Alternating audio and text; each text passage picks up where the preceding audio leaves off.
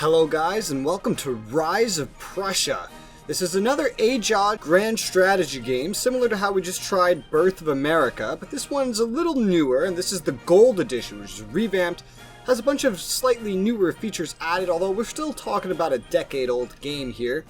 This game focuses on Prussia, in case you couldn't guess it, and the rise of Frederick the Great, or Frederick II. If we click New Game here, we take a look, there's a bunch of scenarios, but from here to here is the same scenario, just different years of it, basically. And this is more like an introduction, or the first year of this scenario.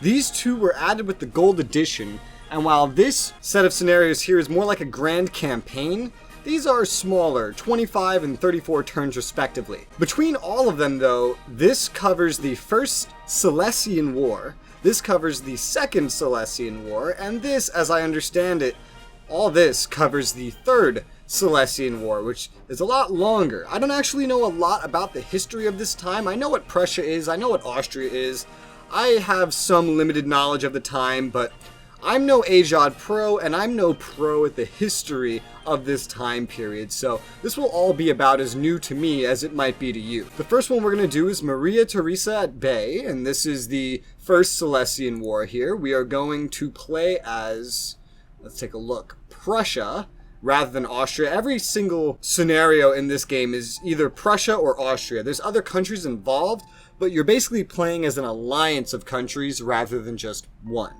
So let's load up a game as Prussia here, and let's see, we have the Prussians invade Silesia. We've entered Silesia to annex the whole or part of it. We'd been mobilized and concentrated rapidly thanks to our permanent army and took Austria by surprise. Maria-Theresa reacts. After Charles VI's death on October 20th, 1740, his daughter saw her inheritance threatened despite promises made by treaties.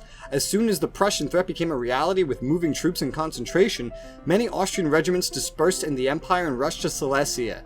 At the time of invasion, Austrian forces had grown from about 2,400 men to 8,000 men in Silesia, with many regiments still on the move that would take weeks and months to eventually reach Silesia. Now, time in this game, I believe, goes 15 days a turn. We have a total of 24 turns after this starting one, which doesn't really count because you can't do anything, really, the starting turn. We're definitely at a disadvantage at the start, not in terms of military might or anything, but in terms of the fact that every single objective city is controlled by the Austrians, and we need all of them to win the game as I understand it. Our morale starts out lower, but if we start capturing things, that will help. They start out with way more victory points than us, which will hurt our ability to use some actions, but if I play a little more conservatively, that shouldn't be a problem. I have played the tutorial of this, and I have played around with this scenario, only to learn that I'm way out of my depth, and the manual, Google, and the tutorial leave a bunch of really big things unexplained, which I will point out when we get to them. There's also strategic towns, and I'm not gonna lie, I don't know what these do. Objective towns, theoretically, you need all of these to quote-unquote win, and not get a failure or stalemate kind of ending. Strategic towns, I don't know what these are for. It says the condition's not fulfilled, so I don't know if we need to, like, have all the objective cities, have as many, strategic towns as it says that I need, and have more victory points in order to win? It's not really clear. The game never really explained it to me. This scenario starts out in 1741. The next, I think, starts in 1744, and the grand campaign doesn't start until like the mid-50s or something, but this is definitely some kind of progressive story that we're looking at here. The starting army setup here isn't the most optimal thing in the world. I'm gonna go ahead and take like this artillery unit here, and I think I'm going to drag it over to, who are you? What's your name? Major General Kurt von Schweiern. I'm gonna call you Kurt. We're gonna drag this over to Kurt's army here, because I figure he'll do better with two of the same level artillery, whereas this heavy artillery, I'm gonna move over to Frederick II, also known as Frederick the Great, but not yet. I think this war is actually the first war where he actually went into the battlefield and led troops himself. I could be completely wrong on that, don't take my word on it. I'm also going to take his little Pontoneer unit here, and I'm going to drag it over to Frederick's army here. And if I seem like I know what I'm doing, I don't. I've just played around with this scenario a little bit. I still don't know a lot about how this game works. What I do know, though, is that this is definitely more in-depth and definitely a lot different than Birth of America 2, which we were just playing in one of my last videos. And we still have victory points. There's still a national morale level. You know, there's still this objective screen. We still have to worry about decisions, of which we don't have any of this starting turn. We have this whole replacements thing, but we have new ways to get replacements. But now there's also like money and conscripts and war supply. And what I've learned is that this is all entirely for basically recruiting new units or also making decisions. And I think one thing I'm going to do at the start here is I'm going to recruit some Pontooniers. So here's some really trippy shit I learned that I don't understand yet. So I'm recruiting Pontooniers now. I just dragged, I dropped, and now I'm recruiting these Pontooniers. They help you cross rivers and such. I can only have 2 of them in this scenario anyway. These right here are militia garrisons, one having 1 militia element, another having 2. This has 3, but this is not a militia garrison. No. And nowhere, if you click on any of this, does the game really indicate to you that this is not a militia garrison. The only thing the game gives you to go off of is the fact that this, for whatever reason, says depot.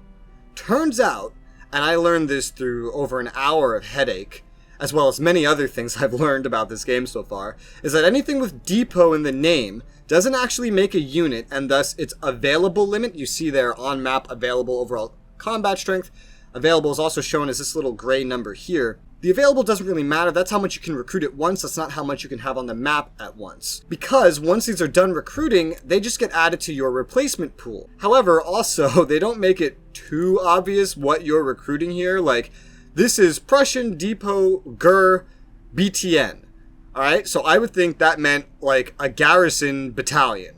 No, this is actually elite infantry. How do I know that? Because I've tried it. Does the game tell you this anywhere? Not exactly. I mean, you can click this to see that these units are an elite infantry, but if you didn't think of clicking the elements, you know, you would never know. But you also wouldn't have anything to tell you that this is going to go into your replacement pool instead of anywhere else. And my game just bugged out, so I just spent a few minutes trying to figure out why nothing on my UI was showing up.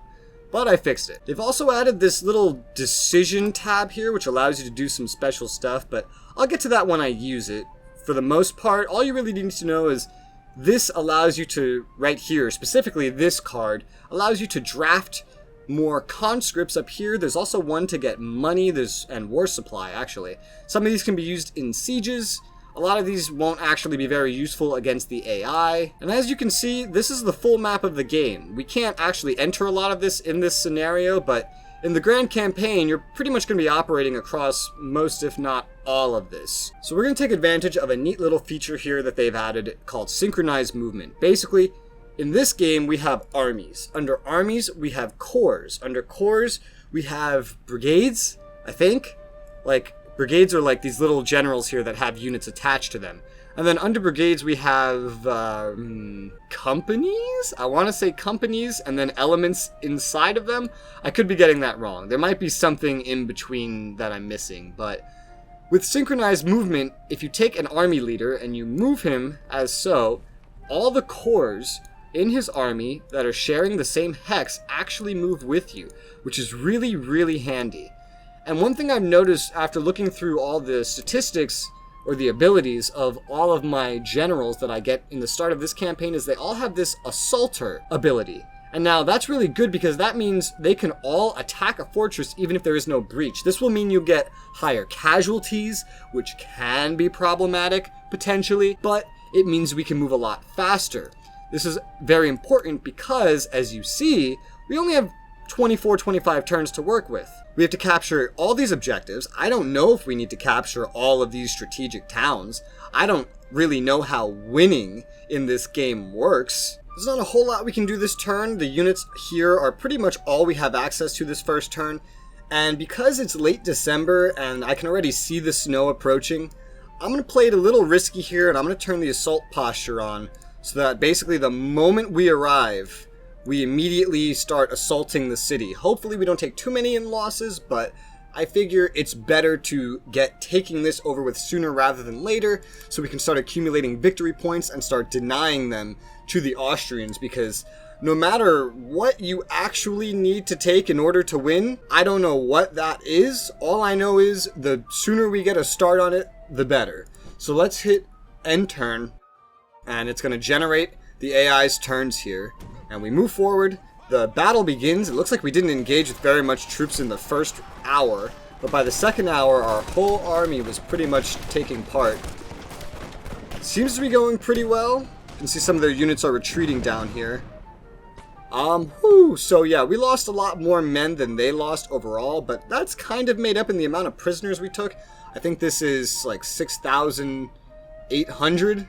Oh, regiments. It's regiments and then companies. That's what I was trying to figure out. A bunch of our units did rout, but despite all of these casualties and the fact that we took way more hits than the opponent, almost twice as much, we didn't lose any elements. So that's good.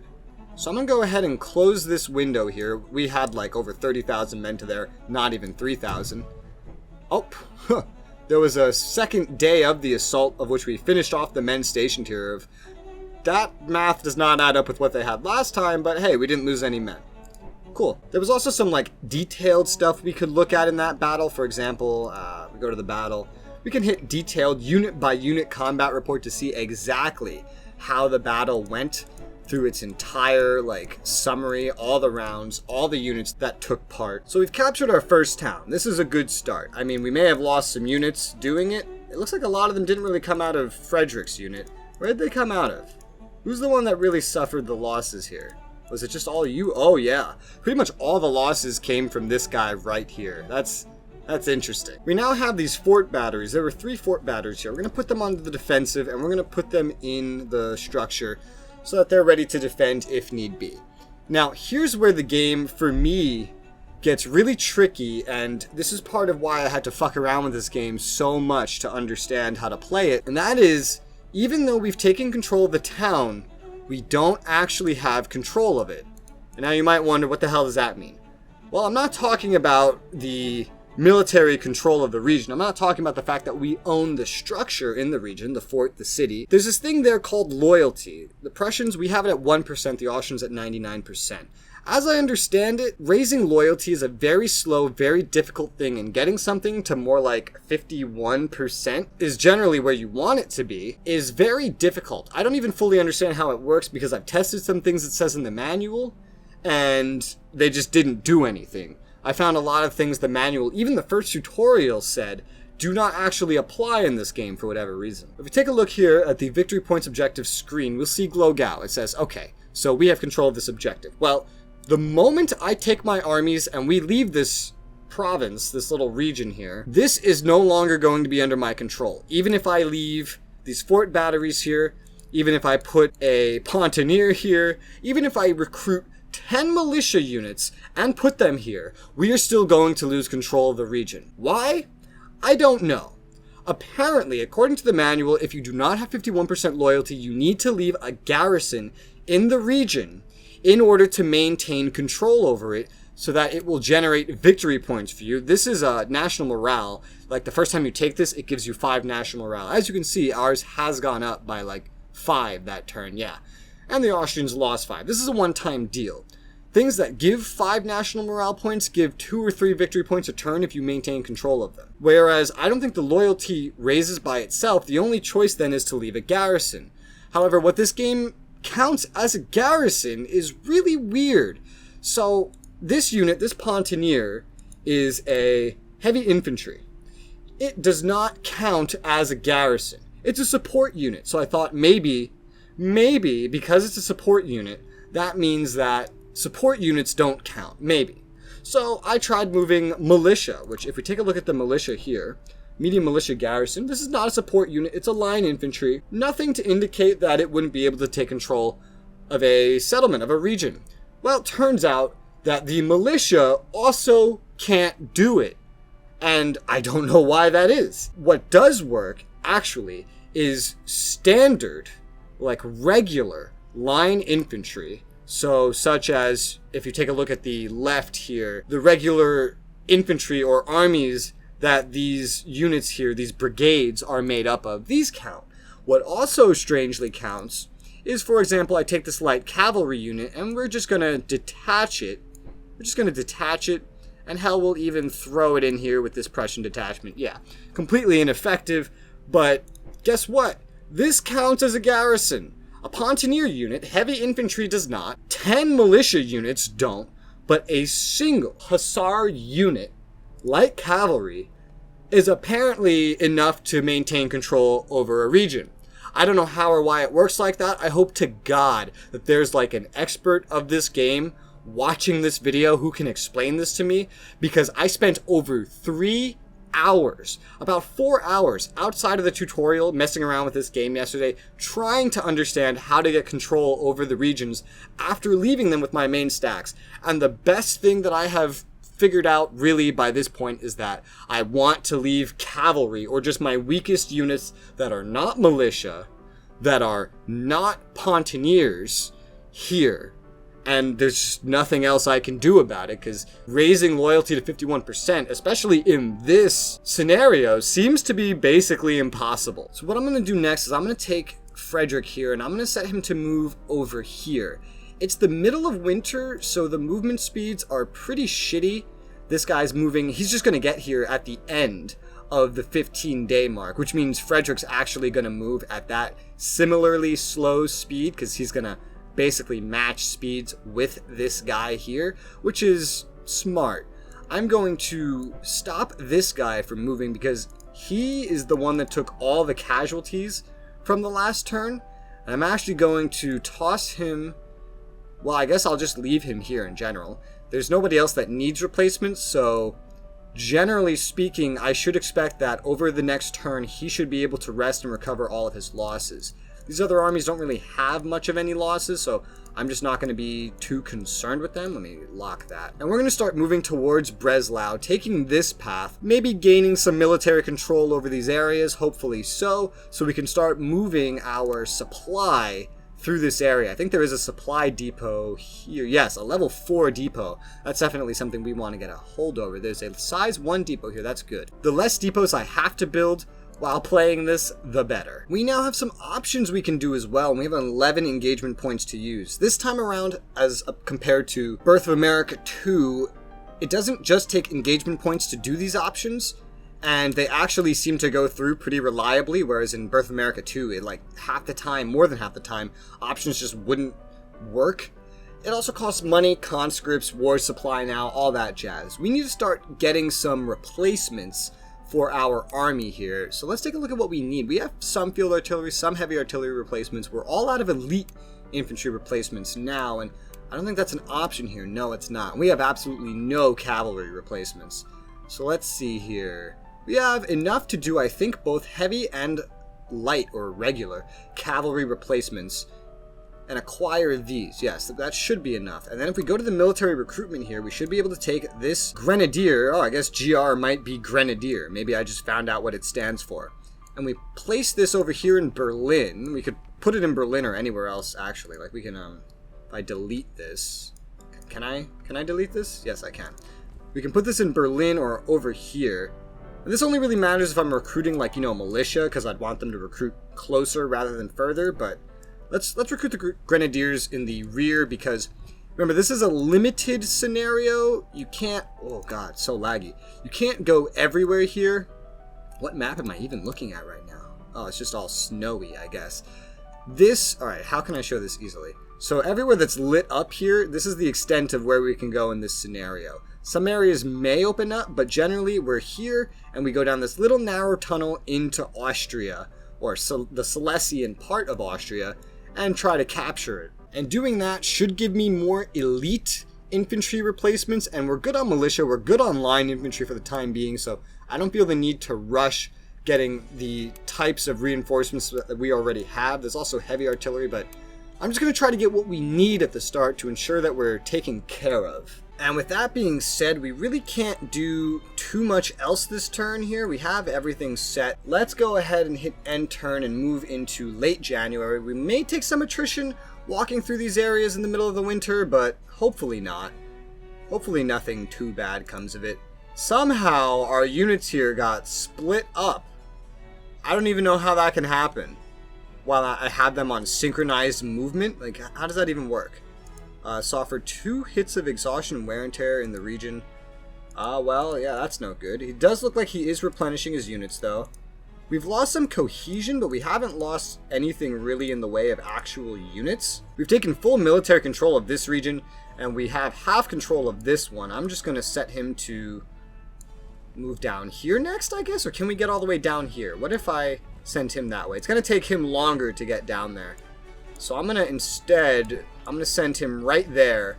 And then when we get here, we're basically just going to hold our ground. Let me put you on the offensive just so you're capturing stuff. We're just going to hold our ground. Oh, I got to actually reset your movement. Right here, right before the city of Breslau, rather than basically pouncing on it immediately. Just so we ensure we maintain control of the region and so that we're giving our units at least a couple days to rest and recover their cohesion for the time being. The winter is just going to be slowing us down a little. And I think in one turn, this unit here is actually going to unfix and we're going to gain access to a whole bunch more units, which should really come in handy here. This guy's army is still recovering, so I'm just going to leave him here again for the time being. He should be ready to move by the next turn, and by that point the winter should have basically disappeared, and we should be able to just move him straight on Breslau without worrying about anything. If we take a look at the events here, the Austrians are imposing requisitions on their population. That's to get them money and war supply, but it also makes them lose victory points. And the decisions here where you get things like draft and requisitions, you see this little number at the top left of each one of these boxes? Those are the amount of times you can actually use them. You do get more given to you randomly. I'm not sure how it happens. It describes them as being special events, but there's nothing to indicate these events are happening, which is kind of weird. We seem to be burning through our light infantry replacements, probably healing this other guy's force. But there's nothing I can really do about that right now. We don't have enough engagement points to do any more of these options. And in the military recruitment mode, I can't recruit... Actually, no, I can recruit light infantry. Well, no, this is line infantry. And this is militia. Well, I can recruit line infantry, which I do seem to be out of, actually. So let's go ahead and recruit line infantry in Berlin, then. The light infantry will have to come from this decision, which will have to wait until I have more engagement points. So hopefully that doesn't take too long. But with that being said, I don't think there's anything else to do this turn. Again, we're pretty limited right now. I don't think our Pontoonier is anywhere near complete. No, not yet. So let's hit next turn and move here into early February and hope that my prediction was indeed correct on the winter passing by. And, alright, the Austrians are imposing more requisitions. This whole stack just became active. That's awesome. The winter did not pass by. The winter's actually still here. That's crazy. Luckily, I did give my guys some chance to rest, so it's not like they're completely exhausted or anything. But their cohesion definitely does have a little bit of a dip that it's taken. Up ahead, we are going to be sieging a level 2 fort, though, so I'm just going to go ahead and I'm going to synchronized move these 2 units up ahead already to start the siege, because we can kind of wait while sieging and let cohesion come back a little bit. As a variation of 1.38 a day. It will go down when we start besieging something, but it should be fine, I believe. This unit's injuries are not completely healed, but they are fairly healed at the very least. I'm going to go ahead and move him south to Breslau as well. He's going to take a different path. I'm also sending this boy down to Breslau as well, just immediately, just start marching through the winter. He's going the same route. Hopefully we can gain control over this area, because it means we have another location to let supply pass through, which would definitely be helpful. We don't have too much we can do in terms of recruiting. I'm going to send another line infantry unit to recruit for the time being. I want to make sure we get what we can. Still not enough engagement points to make any decisions. Let's save the game. I don't think I've missed any important events, no. I just know that this guy's suffering exhaustion or wear and tear, which is unfortunate, but actually that's a completely different unit. That's Frederick's unit, but I don't see any units really being hurt too badly. It's probably just because he's out in the winter, but it's fine, because remember, we are on a time limit, and while every scenario in this game is on a time limit, this one's on a stricter time limit than most. And we're on the offensive, and our goals here are basically complete utter map domination. So let's proceed to the next turn here. Our units have all moved and arrived, except this guy who's still on his way. How did we do about gaining control here? Okay, so we have gained perfect control over this location, almost perfect control over this location. We have arrived here. We have basically full control over the area. We've already begun the siege. We're generating the siege works, which I think is like cannons that you can set up. I could be wrong.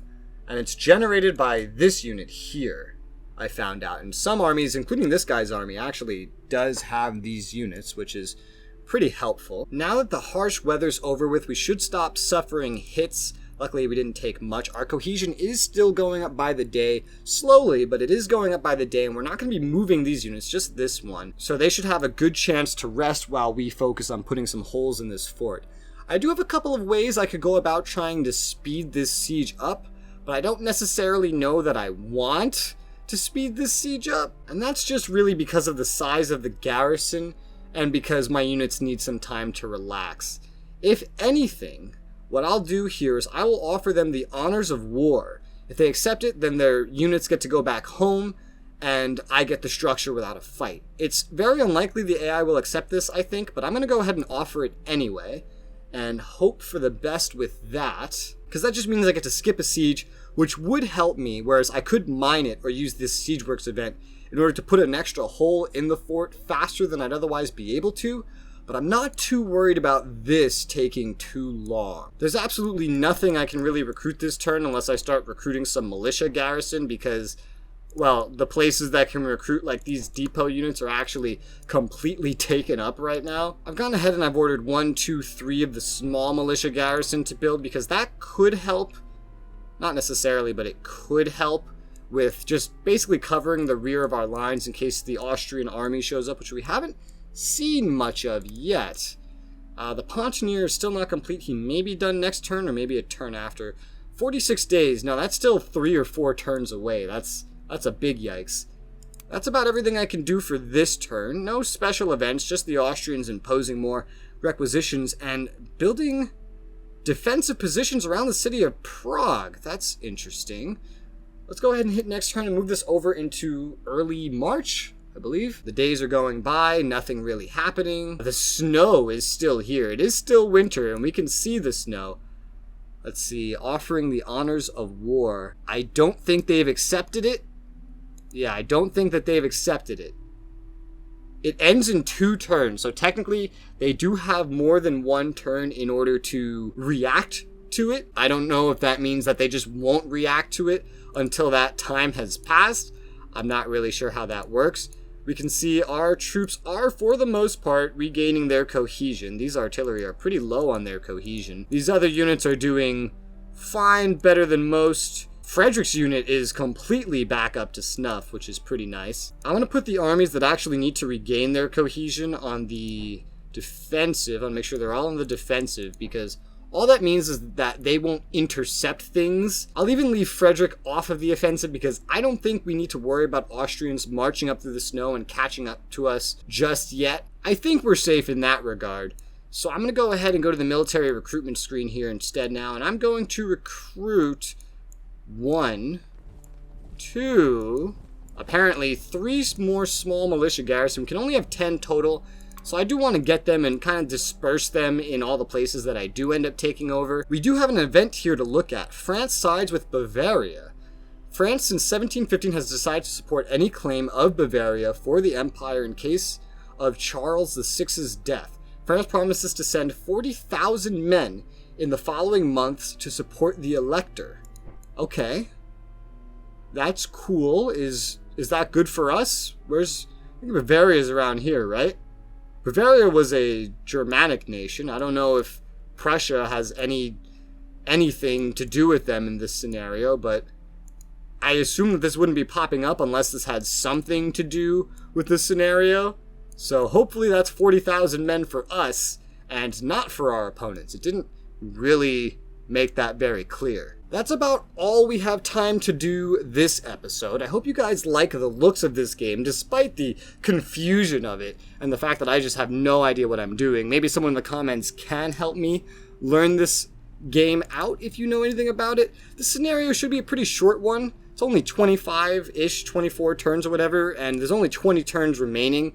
I don't imagine this would take more than 4 or 5 episodes before we end up moving on to the longer, later scenarios. For now, though, thank you guys very much for watching, and I'll see you on the next one. Bye-bye.